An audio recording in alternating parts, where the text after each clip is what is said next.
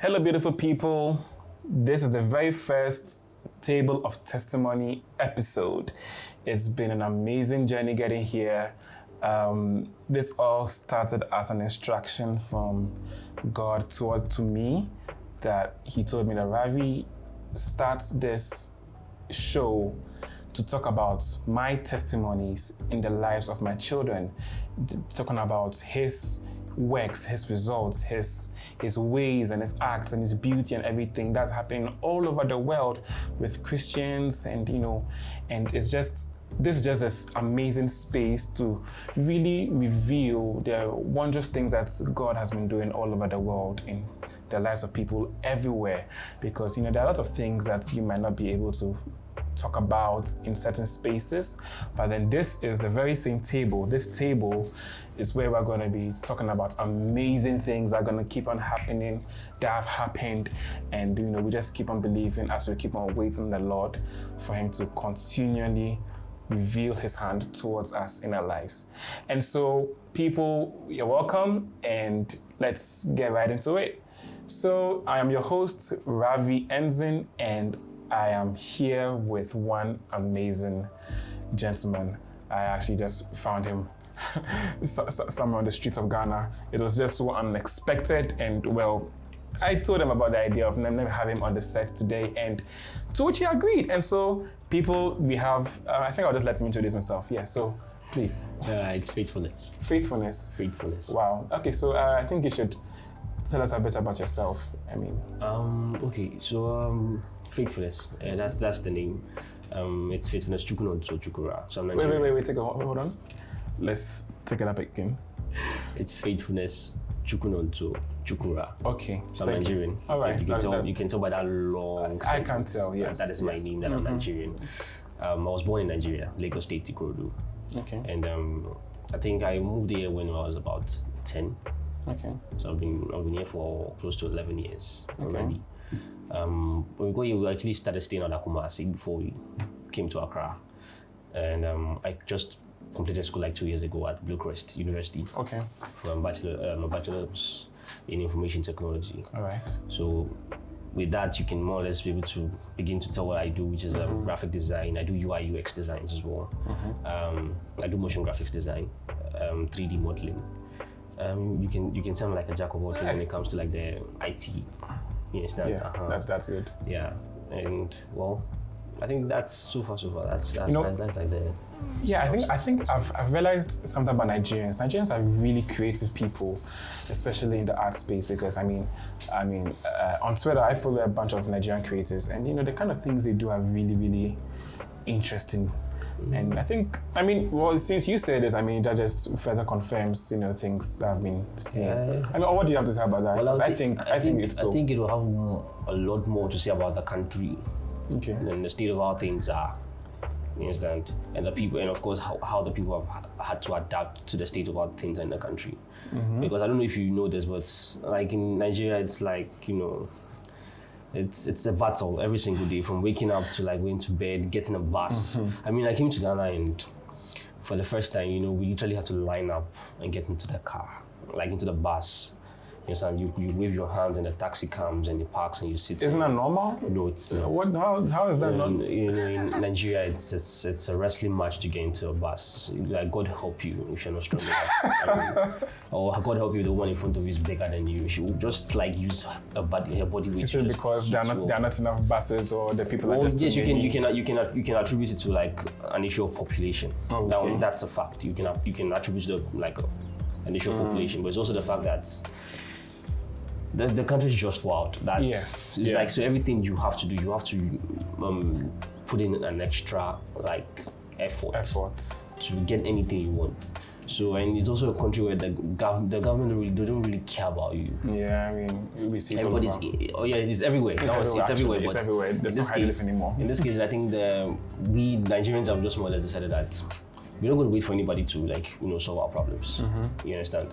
We're not going to wait for the government before we get good roads or anything. So yeah, we just have to look. It's like every man for himself. Every man for himself. And help whoever you help whoever will help you, and then you help yourself more especially. Okay. You understand? So it's a hassle. So I think even from this background, that has created a lot of stories even for you. I mean, even though you were just there for 10 years, right? Yeah. I mean, that's more or less has sets the stage for a whole lot of things. I'm sure you've had a lot of stories from there, even definitely. before getting to Ghana. Yes, So what can you say? Tell me about the contrast and what you've realized over here and how things were like over there. One thing the contrast there is the calm. The what? The calm. There's a calm. There's a calm. Wow. Yeah. And we think that Ghana is crazy. No. Ghana is very, very, very, very, very much calm. I mean, it's there's a peace there. It was like everybody minds their own business, unless although there's once in a while somebody tries to put their nose into your business, but it's and the consequence of even that isn't as exceeding as is in Nigeria. You try to put your nose in somebody else's business, they'll do with you, they'll beat you up.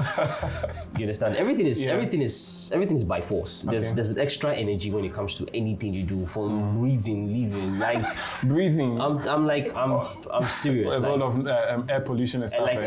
Forget the air pollution.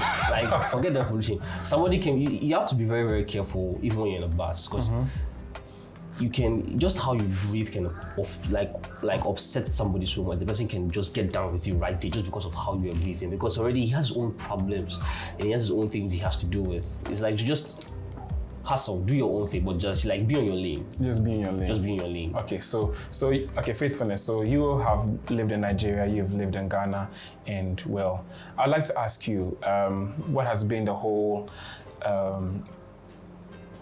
Christian experience been like for you from childhood? I mean, even to now, and you could just tell me some interesting stories that you have. From childhood, the first thing is, of course, I was born into a Christian home. Okay.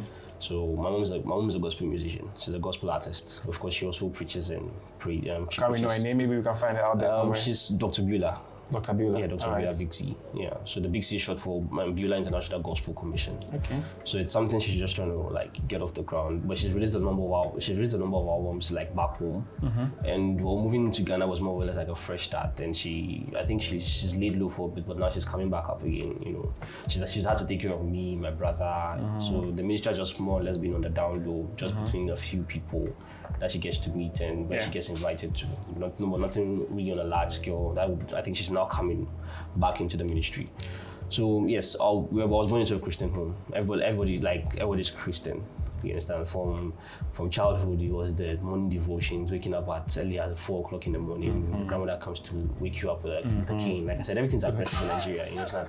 Nobody comes to tap you and say, wake up. If you're 4 o'clock, you're supposed to be awake. Salvation by force, anyhow. She doesn't even bother saying wake up. The cane just comes. The cane is what wakes you up. You wake up. So at that moment, you have that morning jolt of energy. You understand? Then, the praise and worship, even though it's not church service, but the praise and worship. It's did you enjoy it? Really? You're asking a 5-year-old kid you enjoy being early in the morning? Well, no. Nobody enjoys being okay, because it kind of felt forced. Yeah, it felt forced. Especially at that time. Yes, okay. And even me even currently, I don't like being forced to do certain things. Okay. Currently, even as I am right now. So I didn't, but of course, yes, you had to, because God, everything was by force. So even serving God at some point would be by force. Yes, that your father is Christian, your mother is Christian, your grandmother is Christian. And it was an extended family. So you all stay in the same house? Yeah. So my mom she started as a caterer. Okay. So that job took her traveling a lot. So at some point, we either be at my grandmother's, which was her mother's house, or be at my dad's side. Yeah. Okay. So spend time. It was a more of an issue of spending time in between those places. So there wasn't really a time when we spent a very long duration of point in time with my mom when we were young. Till a certain point later in our lives, it was we mostly spent time with the extended family. You understand? So this month you're with this person, this month you're with the dad's family, then this month you're with the mom's family. And stuff, and both of them were, strong Christians. Although I wouldn't say so from my dad's side though. She was Christian, but she didn't force anybody to do anything they didn't want to do. Okay. She was open-minded to Your dad's side or your mom's side? My dad's side. Okay. My grandmother was open-minded to a point. We never got to meet our grandfather. I think so both grandfathers on both sides were out of the picture. Okay. Yeah. So he started out Christian. You understand? But I didn't really have an understanding or get into it till I think I was 10. And I think when I was 10 was when the elections were about to start. And that was when the votes for Goodluck Jonathan was about to start and everything. And my mom had this habit of always having people over at the house, the less privileged. Other pastors who go on missions and they needed a place to rest. So mom was always in the habit of having those people. So you can tell that I basically grew up around pastors, ministers, God. So it's that sometimes they are there for months. You understand? My mom houses them for months, feeds them, takes care of them for like months on end. So that morning devotion, of course, like I had to, whether I was with the parent or not with the parent, I had to deal with it. And were you comfortable with sister being around? You liked it? Did you like it, or aside the comforts? With the moving around and No, I mean with the people coming over, the pastors and all that. I mean, yeah, at some point, I think since I grew up, I was born into it, and I grew up with it. It was normal. It became normal. Yeah, I get that.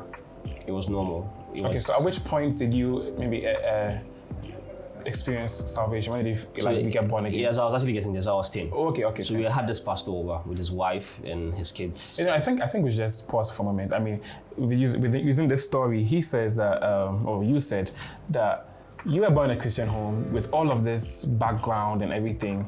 But then you say that were you a Christian yet at that time, or you were just in a Christian environment? Yes, I was a Christian, but like the understanding of Christianity wasn't something that really settled in. So I think the zeal wasn't like present. So I think it's possible for someone you're a Christian because hey, it's the way of life and the home you're raised in. So just go along. So do you think it's possible for someone to be grow to 20, 30 and still have that mindset in that environment? Yes. But the person still doesn't know who Christ is. Yes, there are even people who are, I think they're even born again who still even have no understanding about salvation. Okay. Like born again, they've said they've gone the altar call, everything, they've done it, but they still really don't understand salvation. They don't really understand who they are as Christians, the benefits that come with being Christian, the work that has to be done being Christian. The work that has to be done. You understand? All that they don't get it, they don't know it. So all they know is, when the pastor asked, come and give your life to Christ, you went. So either some of them were so scared about the fact that if they don't do this, they end up in hell. Or if they don't do this, their lives aren't going to get better.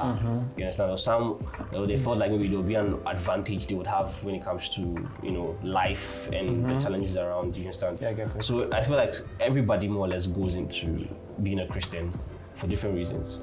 Yes, but those who only begin to truly manifest are those who really understand what it is to be Christian. They understand that it's not just a religion; it's a way of life. It's more than a belief. It's a calling. It's a calling. I like that. You understand? Great. So I mean, let's get into your story of how you. So we were 10. We were 10, and he had come over. You understand? He had mom. So they were on a mission.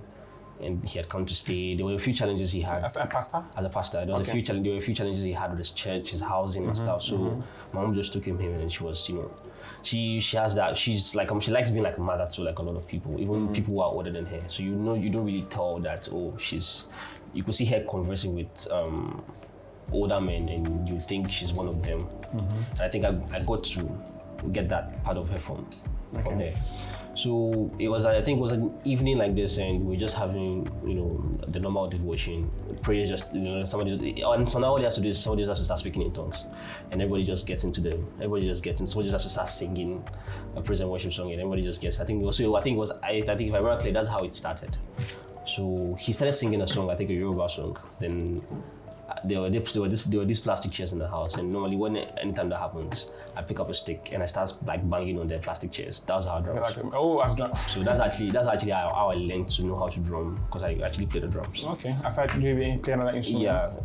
So I play the drums. And I think I dabbled the piano a bit. Okay. So we started out playing, and then he made that call. You understand that if there were people amongst us who didn't really understand what it was to be Christian, we wanted to give our lives to Christ and everything, it was like a rededication. My mom wanted to rededicate us, you understand, as Christians. So I think my brother at that point maybe didn't really understand, but at that point I think I was old enough to. Your younger brother? Yeah, my younger brother. Okay. I was old enough to understand. You understand? Because at a certain age I picked things up a little bit more faster than people. So even at that age I moved around people way older than me. So I got to understand, and I felt, oh, there was something I wanted to do even at that age. So there was the prayer, and I didn't really do baptism. It was the whole thing actually happened under a leading where I think God had told him to do a baptism of oil instead of water and the rest. So I was doused in oil. The oil was dropped on my tongue and everything. He had a revelation that I was chosen. I had some work to do and stuff. Okay. And for that, I had to give my life to Christ so that God could actually make use of me and everything. So yeah, I did that. And I think that day was when the results for the elections were supposed to come out. So we go to bed, and I think there was this unease as to who would win the election. Because it was between Jonathan Goodluck and Buhari at that time, and everybody didn't want Buhari to come back. And there was this unease about what would happen if Buhari was to win the elections. So I think it was in the middle of the night, then I hear the words clearly, Jonathan Goodluck will win the elections. And I wake up and I was like, Ma, because she was sleeping right next to me. And she's like, she didn't say anything. I was like, I just heard a voice saying Jonathan Goodluck will win the elections. Then she's like, that's good, just relax. So she repeats the part of the verse where Eli tells Samuel what to do when God was speaking to him. She repeats that exact same verse to me, and we go back to bed. And that same thing came again, and I asked, speak Lord for your servants. I just basically repeated that same verse, and the word comes, and I hear everything, and I go back to bed. The following morning, the elections dropped, and Jonathan Goodluck wins. Of course, I'm a critic. I try to criticize. I try to criticize. At that age, you're a critic. Even at that age, I was a critic. You know that about this. I think people underestimate how intellectual children really are. Yeah, because I mean, you would just think that kid's just playing around, but he's really observing things and making decisions. So I was like, even though I heard it, even though I heard like. Yeah, it was literally a 50% chance. Like it was a 50% chance because this was down to Buhari and this. So my brain would have played some tricks on me to But then do you realize that at that age, God has actually told you the political future for the entire Nigeria? Yeah, at that point. So do you realize how big a deal that is? Oh yeah, but we didn't make much of a noise about it. She woke everyone up the following morning and told that Fifiness said this at night and everything, and the man was like, we'll see, and the results dropped. So I think after that it was all normal from there. Then so she noticed that I was coming into myself when as a Christian. So she would go on ministration, she would take me along. Then she would ask me to go sit on the drums. If there was no drummer, if there was no drummer around, then she would ask me to sit on the drums and play. Or sometimes as a if you are in the ministry, like a musician for instance, there are instrumentals that can really annoy you when you're singing. So sometimes it could be a drum that's really annoying her, and she feels I could do better, and she'll tell you to get up right in front of right in the middle of service. She just points her hands, tell him to do that. She points at me and she does it. So she doesn't have to talk that night because it's a Nigerian thing. Mother and hand signs are it's a Nigerian thing. Yeah, I think it's everywhere. It's everywhere. So she just looks. So she points at the drummer. She does this, and she points at me. And she does this. And that is all he needs to know. That get out. My son is coming to play. So from there, it got there. Then. I liked reading as a kid. Reading? Yes, I liked reading as a kid. So I began reading the Bible. But the thing was, my approach to it wasn't reading it the way everybody just tried reading it. Everybody always wants to find a deeper meaning to every single word in the Bible. But I started reading it as like a novel because I read a lot of novels. She always anytime she went out, she bought books. So the Bible was what was my next interest. I started out with reading from Genesis. I think I'd finished the Bible to Revelations. I read the Bible all the way from Genesis to Revelation, but I didn't read it as to study. I read it I just read it to see all the stories there, to understand and have one. And at what age were you? 10. At the age of 10 people. Yes. Okay. So I read. Please, when have you finished reading the book of Matthew? Have you? So I just read it. So every day I was always reading the Bible, even when I was in school. So that was how I got my first Bible. I think it was the New Translation Bible. There's this old one with a yellow hardback. So she bought that for me. Then she bought a better one. So I didn't really like the New Translation. I prefer the King James Version because of the Old English. Yeah, it just feels different. Just felt different. So I really liked the Old English. So she bought that one for me instead. Brand new. And that was like my first Bible, and it was like I liked it. So I always, and this Bible had pictures on it. Not like pictures; they were diagrams. I think we all are familiar. They're like line diagrams. Line diagrams, and I just really liked it. It even got to a point where I would always try to recreate the drawings on a sketchbook and stuff like that. So. I know with this, sorry to cut you, but with this very same story, I also experienced the same thing with my salvation story. I mean, it's a bit different from yours, but then when I got saved, I took up so much interest in reading the Bible because I also loved reading as well. And so my dad had the Bible in his room that was never opened or hardly ever opened. I was like, well, let me just go for it. And I just started reading because I'd read everything in that home. I didn't have anything else to read. I was like, I'm bored, I want to read something. I was like, oh, the Bible was there. I was like, okay, I'm just going to read this after all. And in reading about reading, I interestingly enough, and what are the odds that I opened to John chapter 3, of which Jesus is talking to Nicodemus and he's talking about, you must be born again. And that's where, literally the first passages I started to read. I'm like, born again, what's that? And that just piqued my interest because that was my first time even seeing that statement or description. And as I kept reading, I just got so much interest in the Bible. And I also started reading from Genesis, Exodus. I just kept on going down. So I would read the old, one chapter from the old, one chapter from the new. So I'll cover ground, faster, because I was like, there's new. I didn't get it, but I wanted to know as much as, because I felt like it's going to take a long while for me to get to the new. So I said, okay, I'm just going to read both at the same time. And in reading both, I was seeing some similarities between both stories, and and just progress. I didn't complete the Bible like you did, unfortunately. I should have, but well, I didn't. And so kudos to you for doing that. I still haven't completed the Bible yet. Yeah. Anyway, so let's back to you. So I spent time reading the Bible. I just spent time reading the Bible a lot. I read the Bible all the way even deep into the night, and she would actually even force me to actually drop the book. That she would actually drop the book down and go to sleep because we have school to go. And more and more, it became hearing the voice of God became normal at some point. So I started having conversations, like the way you'd have conversation with somebody, nobody you could see. So sometimes I'll talk to myself, but everybody look at me, what are you talking to? But there's always a reply, and there was this constant guide. So it's like every step I took at that point was literally I always asked questions. So what do I do this? Do I do that? And things were really going well.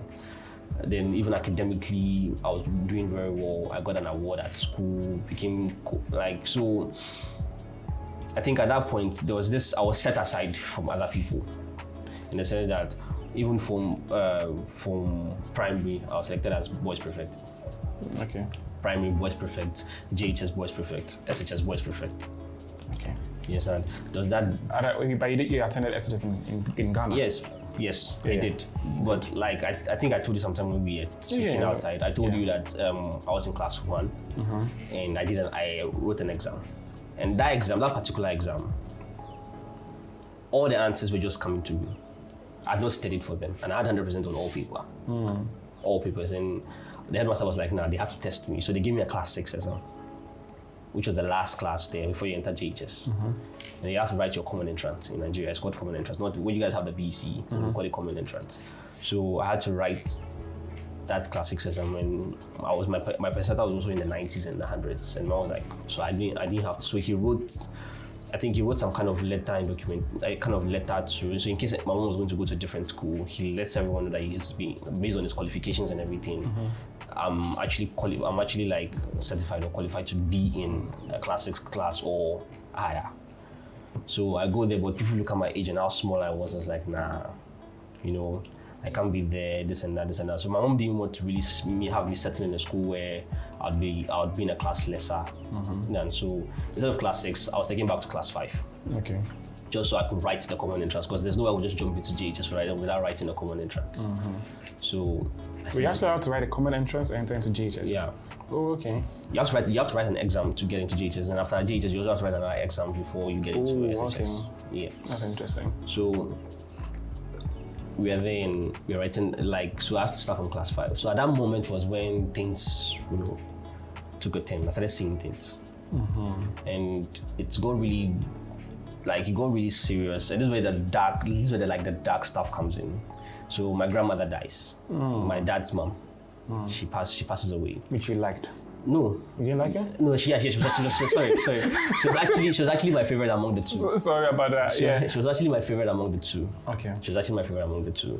She loved her grandchildren. There was this thing where every birthday of hers, everyone, she had 10 kids. Okay. So you could actually imagine the amount of grandchildren that would come with 10 kids. So the house was always a full house. Then all your aunts are all bringing gifts from everybody that they remember. Every niece or nephew they remember. So it was always celebration. It was always nice to be there. She never has you do chores or any of that sort. And I was the youngest among like a lot of cousins. So I'm not really found doing a lot of work. I'm lying down. She has this bag at her side where she has this huge chair she sits on, and then she wakes up in the morning. And by that chair, there's gum, candy, drinks. So she just opens and she just throws it to you. So it was like total and absolute enjoyment. A kid would really love someone like that. So when she passed away, it was sad. It was quite sad. But then that was when my walk into the spiritual really like started, and God really started opening my eyes. So I don't know, maybe all that actually coincided, because for a while it was just all calm and peaceful. It was the occasional hearing, so I see somebody, I thought, oh, God said this about you. So it was just normal. It was mostly in prayer that I had revelations. But what do you think may have kickstarted it? Do you think maybe the grief you felt made you, or didn't really? No, I wouldn't say the grief. I'll just say it was a backstory when it comes to our family. Oh, okay. There's this large, so I was like, it's not everything I'm actually going to really say. That's fine. There's this large backstory in our family and battles and challenges that came with it. And I think it was just me, my mom, and my brother. There was nobody else. My dad had left a long time ago and stuff, so it was just us. So I think God wanted me to be actively part of whatever battle was going to come, because I felt like my mom wouldn't be able to handle that on her own, and my brother was too young to actually even understand what was going on at that point. So I had to more or less be part of whatever was going to come. So I think the day she dies, I kind of cried a bit and go to bed. Then I'm lying down. Then I wake up in the middle of the night, and then she's like sitting down on the stool. Like, you're supposed to be dead, and like, you're supposed to be dead. And she smiles at you, and she walks out. So that's how it starts. You understand? That's how it starts. And at that point, it's like I was split in the middle, where I was hearing from two people. I was hearing from God, and I was hearing from her. And I was actually having an understanding of both sides of spirituality, on God's side and on the other side. You understand? And for her side, I wouldn't say it was entirely like demonic. You understand? I wouldn't say it was demonic, where the ones where there's blood sacrifices and stuff. I don't know. You see, you get to watch a lot of movies where you see that there's a child born with a gift, you understand, based on his family, it's inherited and stuff. Those things are very, very, very much real, speaking from experience. Okay. You understand? There are virtues that a certain family have. Because I feel like if God created us to be spirit beings, definitely we can more or less like communicate with the spiritual, even without using Christ as a medium to access the spiritual, because we are all spiritual beings. Our eyes have been opened ever since we ate the fruits in the Garden of Soul. And there are people who actually dwelled more in that virtue, and developed something for themselves. Of course, like everything, the devil would like to take advantage of that virtue. You understand? If you don't use the proper channels, either God or the devil, it can be very well. So at that moment, I got to experience both sides of it. Very well. So like so I was more or less I started exploring both sides. You understand? Like God's side and the other side. And well, long and short of it is, I spent the entire duration for which her funeral was planned for till she was actually buried, speaking with her. Like spending time in the spirit and spending time in some sort of spiritual realm. So there were times where I would actively leave my body and go on walks with her. And I'll wake up and my mom, my brother and everybody, they are all crying and they are soaked wet and pouring water on me and stuff. Yeah. So that means that you are completely checked out. Yeah. So and were you not scared about? No. Actually, they got to it became intentional. So it wasn't like it just happened in a trance. So I just lie down. At that moment, I lie down and I intend to leave my body, and I get to leave my body. Okay. You understand? Okay. And so my mom got word of it. So sometimes she starts telling me to be careful what I do, so those sort of things, if I want to, like, spirit walk or whatever. So I more or less began exploring sides of it. And I think I felt like God let it happen so that I could actually understand where exactly I came from without my mom having to, because you'd imagine how my mom would explain to her 10-year-old son that, there's this war. You were still 10 in this one? Yes, I'm still 10. I'm thinking that you have moved on to I'm still 10. It was 11. The early, actually I was now about 10. It was the late December. I was now getting into the age 10. So you're 9? And she died in December. Okay. You understand? So there are elections within that month, my birthday and everything following through. I was still 10. That's fine. So I spent that entire time before the funeral till when she was buried, planning everything, speaking with her, learning about my family, learning about seriously dark secrets and stuff about my family. She spends all this time, and I wake up and I ask questions. I ask my uncle, and they're all confirming the exact same things, and they're asking me, how do I know secrets? I even grandfathers and great grandfathers don't tell people about what I'm knowing about them. You understand? And she spends all that time, and I felt like God let it happen because God wanted me to actually know who I was on that side, and know exactly what virtues I had that He would want to make use of. Because while this were happening, there were gifts I was making use of at that point, where God let me understand that these gifts were not for this side. They were gifts He wanted to take advantage of for His glory, and so from then on, it was like a floodgate. They opened till she was buried. There were attacks there and there, and it was a floodgate.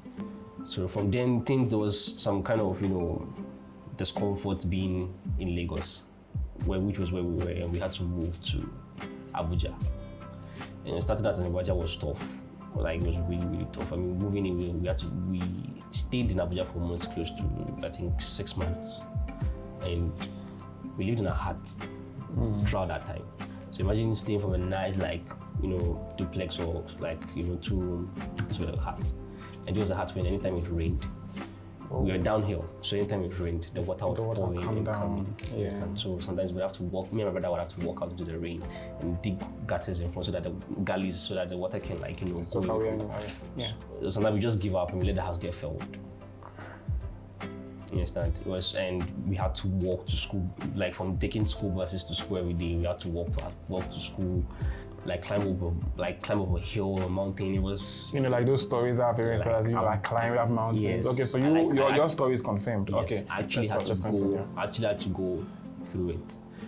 And while I was there, God was still working through me. And then I started a group with my classmates.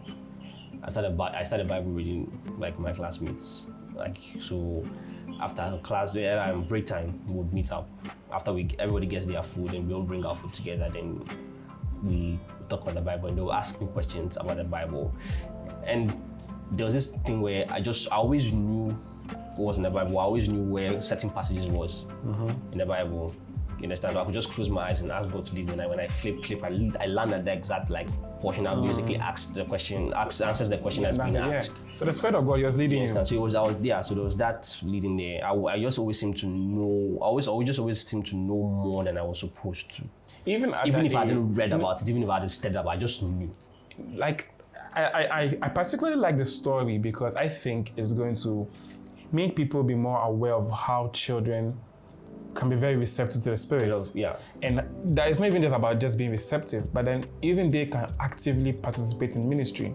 Because you start a little group and you're teaching them, that's a cell. You can even say that's even a church. Yeah. Because and you can go along that same line and people expand with your friends and everything. Yeah. So even children have that full potential to express the wisdom of God. In the way you think an adult to be used, children actually have that capacity. Yes, I think people who are watching this, who have kids and all, who are in church and everything, I think you should give them more attention and credit. Yeah, and actually let God use them. And I think so sometimes they feel like children, you have to talk to them in a nice baby's voice and try and water down everything because they can't understand. Yeah, no, their kids, naturally like smart for their age. And really. You're one of them. I don't even think about even just being smart for the age. I just think it's about they being more intellectual and receptive than we may think. So at that point, God is actually fully able to allow them use the gifts that are associated with the Spirit. Because if God is interested in using this little boy, all the gifts he needs, everything is flowing. Exactly. You understand? And that purity that they actually still have at that innocence they have at that age gives them that ability. Because the Bible says, unless you have the heart of a child, you will not see the kingdom of heaven. I like that. You understand? So kids get to have that access, you understand, to the gifts and to God on a level adults will not necessarily, because we are burdened by thoughts and things we want to do. Memories, regrets, adulting, plans, all those you understand? things. So there's more noise. So many filters. Yeah, you know, before we actually get to hear God, you know, it's very hard for God to pierce through that noise before, you know. So it's like, I think even with this story, God is like really interested in children being saved. Yes. Because I mean, remember what Jesus told his disciples, like, you know, he was ministering and then the children wanted to come to him, and I think a few of them were like, no, don't, like, they didn't want them to come. That's where the verse, unless you have hearts like these. Yes, and he said that don't ever deny these children from coming to me, because I mean, it's better if you were tied with an anchor or rock and then thrown to the bottom of the sea. That's how badly that's how like deeply he revered them when he came to like the ministry. Yeah. You understand? All right, go on. So like for me, the floodgates opened from there. Good. You understand? So after we buried her and everything, it started from there. So I think the next scary thing that happened was a girl had this dream, and she comes over and then I don't know what happened next, but then I start translating. I start like interpreting the dream, and I tell her she's going to die in 3 days. Just like that. And when I come to myself, like, did I just say that? Then she gets scared. The news goes to the headmaster, and it's like I'm threatening the student. Yes, you know, it's just gonna go out of proportion. Like, you know, it was blown out of proportion and stuff. And at some point, I was actually scared to go back to school. And being my age, I was bullied a lot. Like, I was really, really bullied. Being small and being among adults, because the school actually I think was called JHS Asokoro. That's the name of the school. It was in Asokoro, more or less like the capital of Abuja itself. Okay. And it was a public school. And public schools really have bad reputations in Nigeria. Okay. In fact, that they just do not obey the rules. You understand? Like, it was really bad. You get, and you actually see spiritual manifestations in this school. The craziest one was students would write in class. Then you see manifestations. Like a girl will just walk into class and the teacher is writing on the board, and she picks up the duster and she starts cleaning the board as he writes. And then the teacher would want to like discipline the child, and she stares at him, and you've seen visibly quaking, there's sweat all over him, and he can't do anything. And then you realize this isn't normal.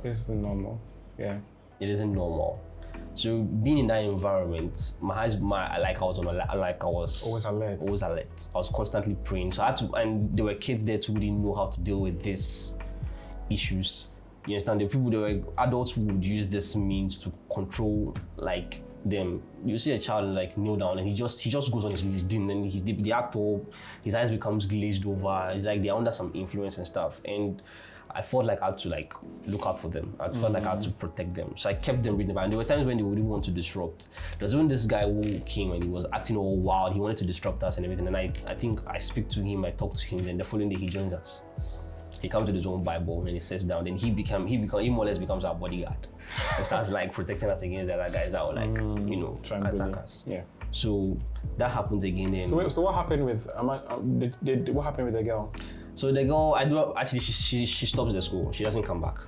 So we don't know what happened. We don't know what happened. Hey. So whatever it is, I don't know. I just pray she was delivered. She was fine. We don't see her. Yes. And from there, there was this day where we had this prayer. We prayed, and God uses me to tell my mom that she has to leave Abuja and she has to come to Ghana. So you were the reason? Yes, I was the reason. Her time is totally done.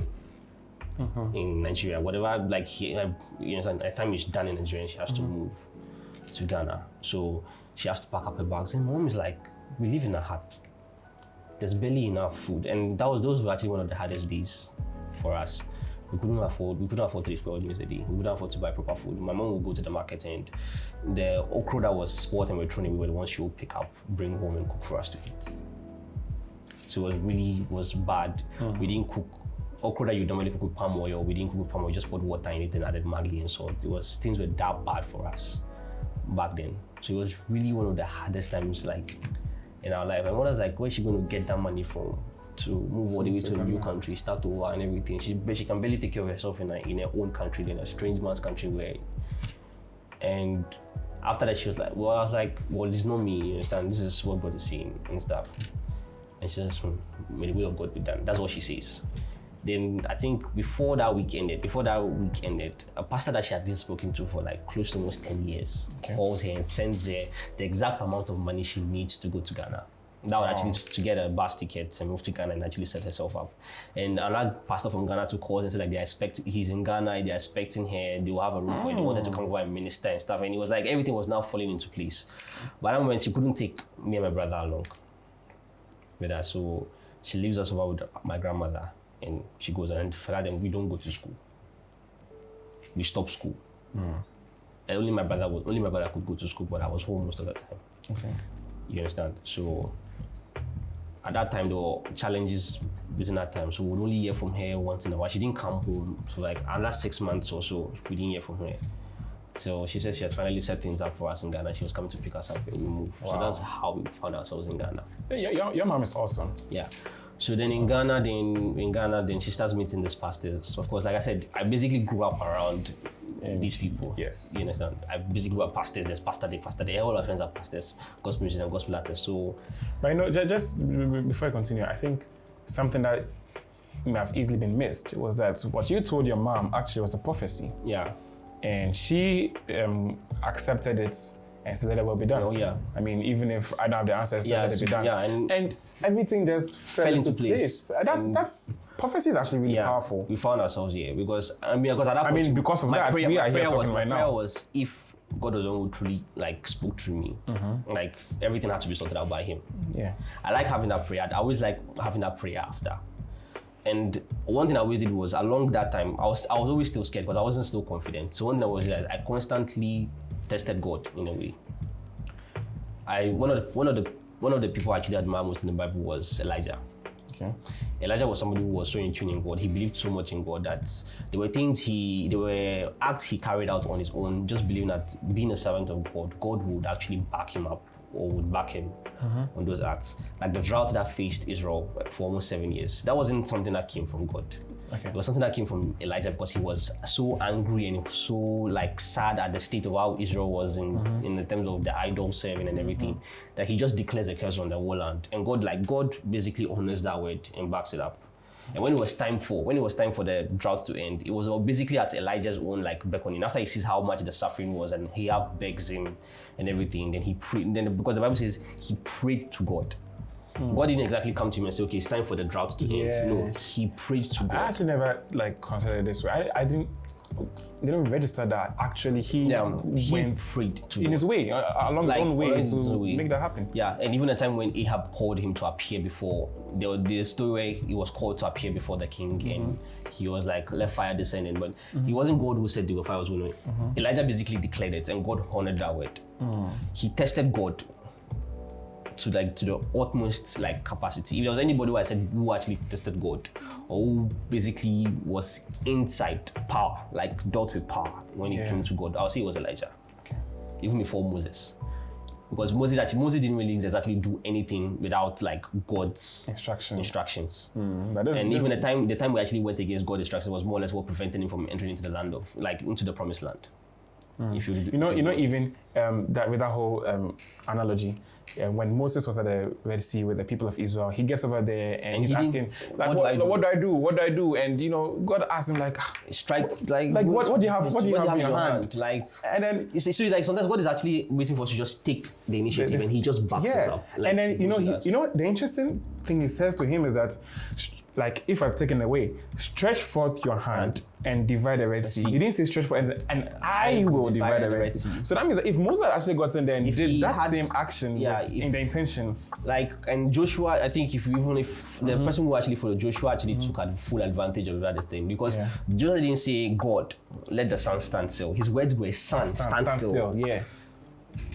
And Joseph wasn't a prophet. Joseph was a warrior. He had blood on his hands. He killed people. Okay. You understand? But his commands were, son, stand still. So one thing I always did was those people actually admire, like, they admired them and they always like encouraged me to always test God. So even when we came to Ghana, it was one of the things I constantly did. So even before my mom seeing I had a gift to always bring people to the house for, faithfulness, and also pray for them. This person has this problem. I know God uses you, so pray for them. So it kind of more or less became like consultation, and that was actually the part of the whole thing that didn't really sit well with me. I didn't like how I was being treated like a chief priest, like a okay, wait, at this point, let me ask you, what age were you? I think I was now 12. Okay, good. 12, we finally left 10. Yes, we finally left 10. I was 12. So all through those years, you understand? So I think one of the times when I actually tell God was, there's a lady who she had issues like conceiving. She couldn't get pregnant. So my mom tells me we're going to visit an aunt we knew from Nigeria. One of our neighbors, her sister, we actually got to meet her in Nigeria through serious coincidence. We started meeting people we actually had connections with in Nigeria, in Ghana. So that was also more evidence that everything was more. The dots were just connecting. The dots were just connecting. Like our neighbor, she lived upstairs, we were downstairs, and her sister, like blood sister, we got to meet her. So mom said we were going to visit her and spend, the weekend with her and everything. Whereas I didn't really know that there was a plan that there's a woman who couldn't give birth, and mother told her my son can pray and things. So we are bringing him over. So pray for her. So we finished doing our normal morning devotion. She calls me out I was in the room with my brother playing games. Again, still with the morning devotion. Yes, so morning devotion. That's consistency. So I really who comes early in the morning to come and visit at 6 o'clock in the morning? So she's like, she's decided to join us for morning devotion. And my mom, my brother and I have actually woken up early in the morning to do our own devotion before we joined those people. So she was actually saying we wouldn't join them. You understand? But then I'm playing games with my brother and my mom walks in and please come. It's like they finished their devotion, so I should pray for the woman. I was like, what's wrong? So I start praying. She's like, oh no.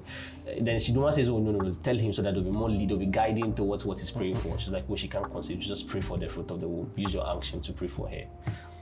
At that point, 1, I was tired. 2, I was frustrated. And 3, I didn't really exactly come here to pray. I came here to see an aunt we knew some time ago, just have fun. She had DSTV and Cartoon Network, and I was just more or less interested in watching, of course, the TV, you understand, and playing the games. She had this tablet with lots of games on it and free Wi-Fi, which was very hard for us to get because it was really expensive. You understand? So I just want to say that download all the movies and download all the games I want to download before we have to leave because it's just a weekend. And you're calling me out to come and pray. This was not the plan. And I'm not a chief priest to just call every 5 minutes to come and pray for. But then I'm tired. So I'm at the door coming out from the room and she's at the other end. So I'm supposed to walk to her and put the hands on her. And I'm like, nah, God. I'm like, so it's like the verse tests me and see. So I stand at that edge and I told her I'm going to count from 1 to 7 and the Spirit of God will take over. That's what I just said. And I start counting. 1, 2. By the time I got to 7, the moment 7 left my mind, she just fell straight on the floor. Boom. And she hits her head on the ground hard. Boom. And everybody just rushes to her and they pick her up. Then I say some short period of prayer and I walk back inside. And I come back outside to check if she's okay, she doesn't get hurt. Then was like, she's fine, there's no injury. She's like, in fact, she didn't even feel the pain or anything. But then the weird thing starts happening where you pray for all these people and you see them. So some time ago, I was coming back from school with a couple of friends and this lady's passing by and she sees me and in the middle of the road, she just kneels down. And I have classmates there. I'm supposed to be a normal guy, an OG. Okay. I have a reputation in school to hold. I'm just known as the nerd and some guy, I'm a Nigerian, that's what people know me for. Nobody actually knows the side of me. And I was trying to, maintain that reputation. I didn't want people to start calling me pastor or something. The fact that people already know I was a pastor was really bad enough, you understand? I wanted that freedom to just be who I wanted to be, I saw school as my safe space. You understand? God, away from God would meet once I walk out the gate. Yes. This is my space. You understand? But I was like, nah, I wasn't going to have any of that. You understand? And she kneels in front of me and she said, Pastor, and she calls me prophet, and I'm like, then my classmates are looking at me all weird and stuff, and I'm like, oh, Charlie, not now. So we have that. So I greet her. She gives me money. Charlie, please eat. Please take you. Thank you very much for the prayer. Then she actually shows me her belly, the bulge, and then I'm like, wow. Thanks. She's like, thank you. I was like, well, then I started saying, oh no, please, it's God. It's not me. It's God. Then I walk back into class. Then one of our teachers comes to the board and she starts writing. Then all of a sudden it's I can see exactly what she did the previous night and the fact that she had committed fornication. And I'm being told she had committed fornication. I'm like, God, what do I need to do with this information? I'm trying to look at the board, what she's writing. So there and there, I was like, no, let me finish school first. Let me be done with school. Then whatever it is you want to use me for, whatever your plans are, then we can start off from there. But for now, I don't want to hear anything. I don't want to see anything. And I think God kind of agree with me, because after a while, then things just went. I stopped seeing things as often as unless I prayed and asked to see before I would get to say anything. And of course, I started going towards a lifestyle where I would do anything possible, because I realized that if I was in sin or I was doing something along the lines of sin, I wouldn't get visions as often as possible. You understand? But the moment I prayed and I reignited the fire, and all the visions start flooding in again. So I reduced my praying time, how much time I spent in the Bible, just to get a clear head and just focus on school. I get that. I get it, because I kind of had similar things along that same line, and to be honest, it could get very distracting. It can. Very, very distracting. It is. I won't say it can. It is. It is distracting. Very, very, very distracting. Because then I was even feeling guilty for trying to tell him to, chill. No, I didn't feel guilty. I did. I was like, I felt like I'm not being a good Christian, because he's revealing these things to me, and I'm saying, not now, okay, I have BC coming up, I want to study. You want to study, you want to enjoy it. But sometimes SHS is supposed to be the point where you actually enjoy your childhood, but then you're coming to more or less, no offense, no, I'm really sorry, but come to interfere, with that bit of my childhood. Actually, I can't say that, and maybe it varies from situation to situation, but maybe it could be that your spirit was just opening up to these things, and this was your spirit just expressing exploring it. No, so it's not necessarily God, but it's the maturity happening inside of your spirit. Yeah, so it's like I said, but you still have to blame someone. You feel like you have to blame someone. Human beings are spirit beings. So definitely, based on that virtue, you would have access to the spiritual. But just for you couldn't talk to friends without knowing their deepest, darkest secrets. Yes. Yes, and sometimes God will actually go as far as revealing this person's exact thoughts to you. This is what he's thinking. So be careful. Don't do this. That's the same. It was that weird that I didn't. If I wanted to walk on the road, I was like, nah, don't pass this road. I walk. I just stand. And my friends like, why you pass this road? I was like, nah, I just don't feel comfortable passing this road. And sometimes maybe 2 days later, you hear that somebody died on that road, or somebody and there's people just come in the city. So some of my friends started getting scared of me. Some people don't talk to me. Some felt weird. You understand? Some felt weird. But then, I kind of understood that, maybe this is why I was. Then, but I didn't want the fact that people say, well, you're a pastor, you're a prophet, God has called you to start a ministry. And I'm like, as far as I'm concerned, unless the person in question, God has come to meet me and told me very, very, very clearly that I've chosen you to start. Because every pastor out there who says God, they heard it directly from God. You understand? It's a calling. Yeah. You understand? To be chosen to is also very much a very separate thing. To be called and to be chosen are two very, very, very, very, very separate things. Either of these things sets you very, very much apart. You understand? Every Christian is called. I feel like every Christian is called. But to be chosen, to be picked out of a whole number of chosen out of the called. Out of the called is another called. So it's like you are chosen. Like, nah, I feel like I'm called. That is it. It's a gift. Because when you receive the Spirit, you receive a lot of gifts. The gift of knowledge, which can actually be confused as prophecy. Yes. Yes, because gift of knowledge means you just know things. Yeah. God is all-knowing. So in that capacity, imagine having a cheat code, having somebody who knows every single thing right inside your head. It means that in some way you also become all-knowing. You understand? God said God knows everything. He has access to every knowledge. I like this, you understand? Picture you're painting. God is all knowing. God is all knowing. In everything I'll be doing, I will be knowing. You'll be all knowing. No, because people don't really seem to understand what it means to have the gift of knowledge. People think it's just you have to. And it's easily confused with prophecy, like you said. It's easily confused with prophecy. But then with prophecy, I've always understood it, and he explained it to me that prophecy is the voice of God onto something.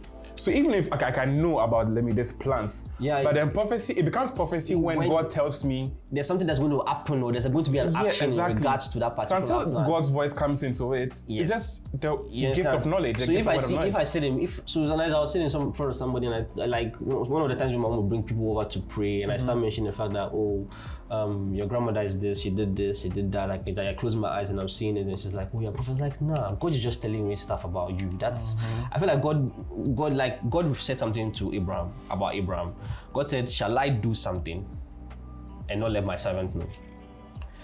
When God had plans to destroy Sodom and Gomorrah, it was of no concern to Abraham. But at that point, I think that was God's only servant, aside from Melchizedek. I don't know if you remember. Melchizedek that got to bless. Those are the only servants. That was those were the only direct servants of God at that moment on the planet Earth. Yeah. You understand? So I felt like God likes to have a relationship with people He's called, people He's chosen, and He would like to have that. So I feel like people tend to treat God like, oh yeah, He's all the way there. Yeah. Like, but he's right here. Well, he's right here. He's like the atmosphere and the air breathing. And I feel like to talk to God, I don't really need to roll on the floor and let people know that I can speak in 10,000 different tongues. It's as simple as God, like this is really, and then just talk. Just talk. I mean, yeah. You understand? Most of the time I do my prayers just shouting out loud, just like Charlie. You just say to me, like I think you just say it into the air. Distress me. Like God, what Charlie. I do, just tell me what are they curve, like what will be the next step.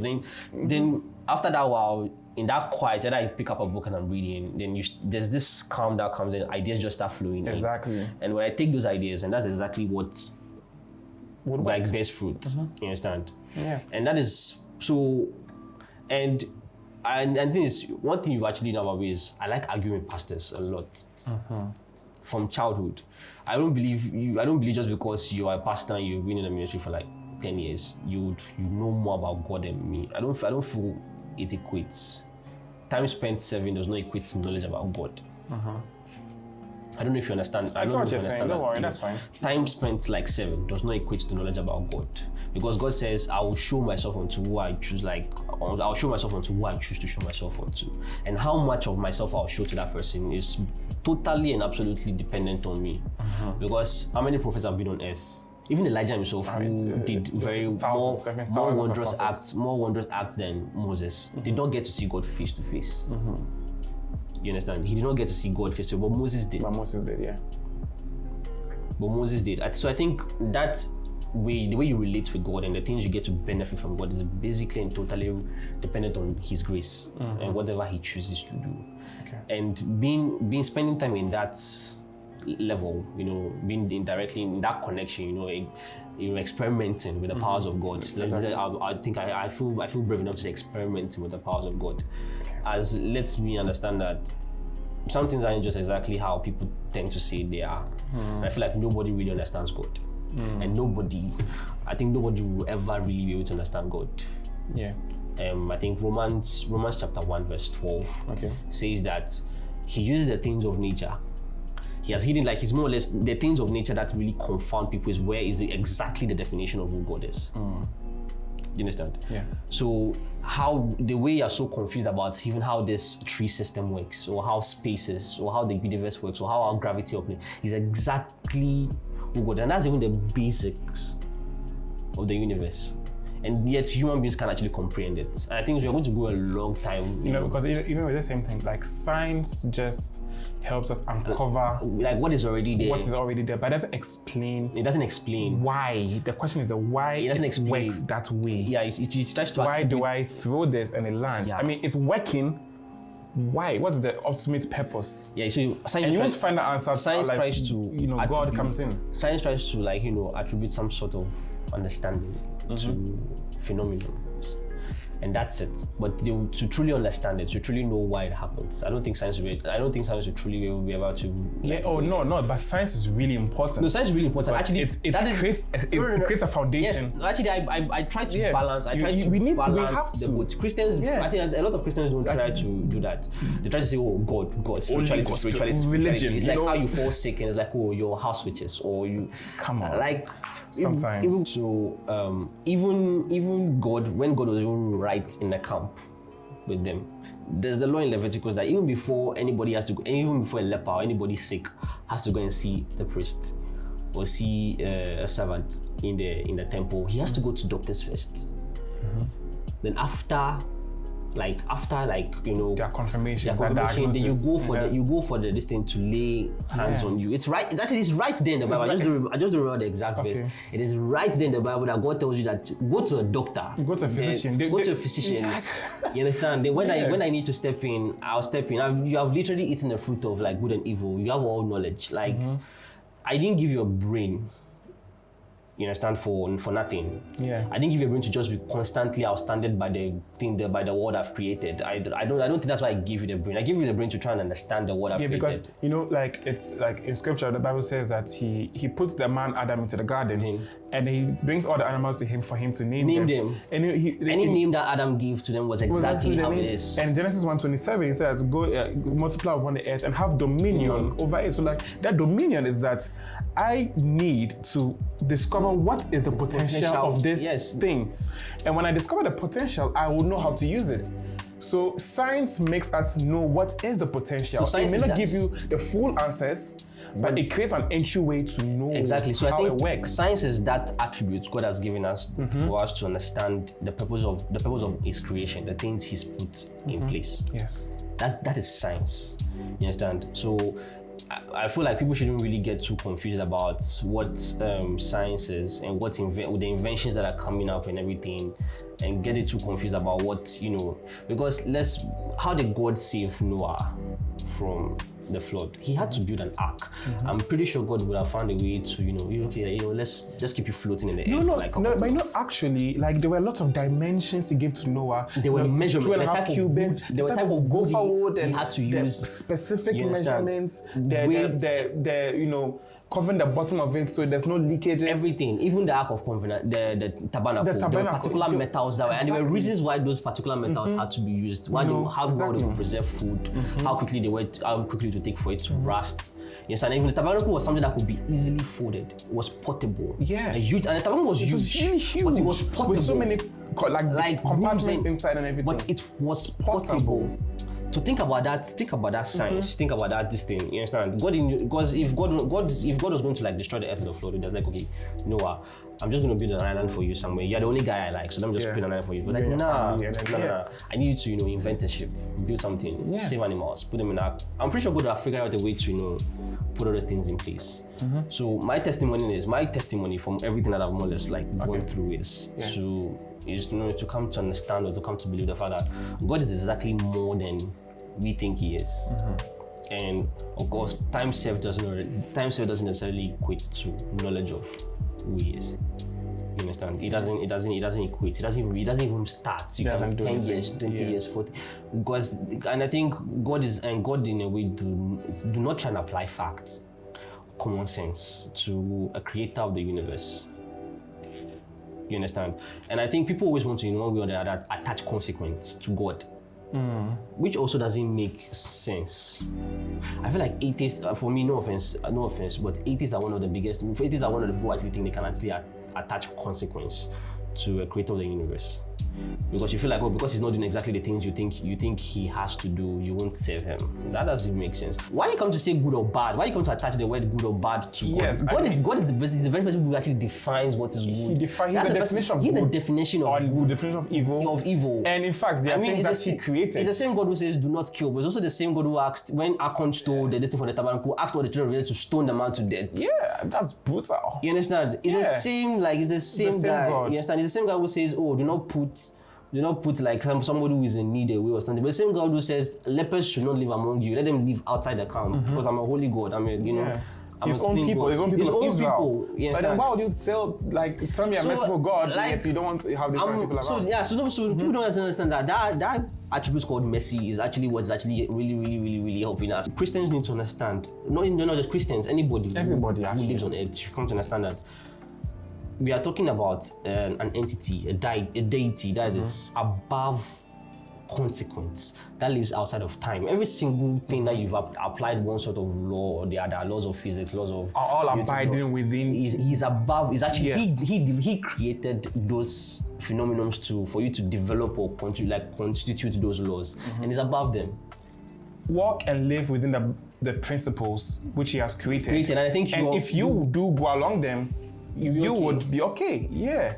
I mean, people are there who are not even necessarily going along them like consciously, but then they are having the fruits of it working, like, even giving to the poor. That is one amazing principle. Because there's this part that of the Bible attracts where wealth. God says what? The sun, he's the one who causes the sun to shine on both the believer and the unbeliever. Yeah. You understand? The locust to eat the field from of the believer and the unbeliever. Yeah, but because I love you, you're the believer, I choose let the locust not feed on your destiny today. Yes. But at that same instant, I'm not going to do evil to the unbeliever.